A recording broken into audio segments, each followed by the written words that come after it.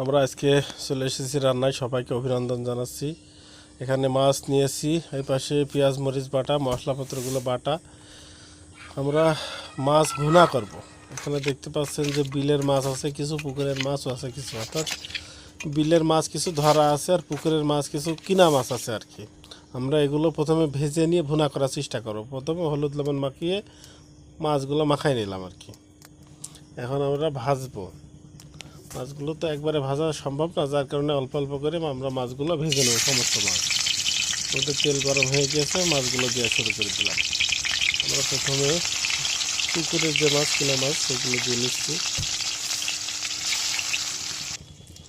এগুলো সুন্দর করে ভেজে রেখে তারপর আমরা ভুনা করার প্রসেসে চলে যাব।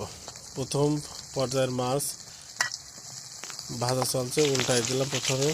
আমাদের প্রথম মাছগুলো ভাজা হয়ে গেছে, উঠায় রাখলাম। এবার দ্বিতীয় পর্যায়ের মাছগুলো ভাজা চলছে। তৃতীয় পর্যায়ের মাছও ভাজা লাগবে, অর্থাৎ 3বার মাছ ভেজে কিন্তু মাছ ভাজাটা আমরা শেষ করলাম। এখন আমরা ভুনা করার জন্য মাছ ভাজা তেলের মধ্যে আমাদের যে বাটা মশলাটা ছিল সেগুলো দিয়ে নিলাম। ভুনা করার জন্য মশলার পরিমাণ একটু বেশিই দিতে হয়, কারণ ঝোলটা একটু গাঢ় না হলে তেমন টেস্ট লাগে না। আমাদের প্রয়োজন মতো লবণ, হলুদ, জিরা গুঁড়া, শুকনো মরিচের গুঁড়া দিয়ে নিলাম, ধনের গুঁড়া দিয়ে নিলাম। আমরা মশলাটা ভাজা হয়ে গেছে, পানি দিয়ে নিয়েছি। এখন আমাদের মশলাটা ফুটিয়ে গিয়েছে। এবার আমরা ভেজে রাখা মাছগুলো দিয়ে দেবো।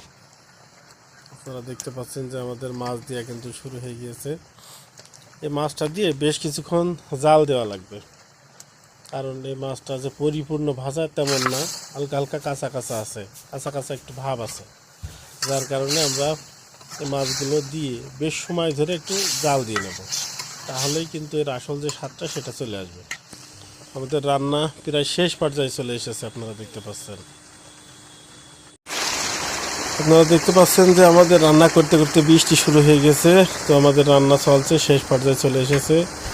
আমাদের রান্না শেষ। আপনারা এখানে দেখতে পাচ্ছেন যে আমাদের রান্নাটা কিন্তু সেই স্বাদ হবে আশা করা যাচ্ছে। ভুনাটা সেই রকম হয়েছে।